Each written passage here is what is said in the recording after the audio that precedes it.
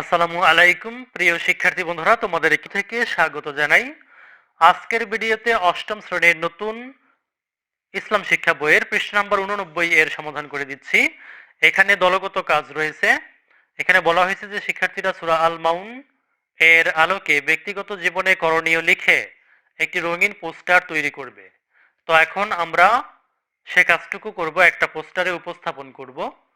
চলো শুরু করা যাক। নিচে সূরা আল মাউন এর আলোকে ব্যক্তিগত জীবনে করণীয় তার একটি রঙিন পোস্টার তৈরি করা হলো।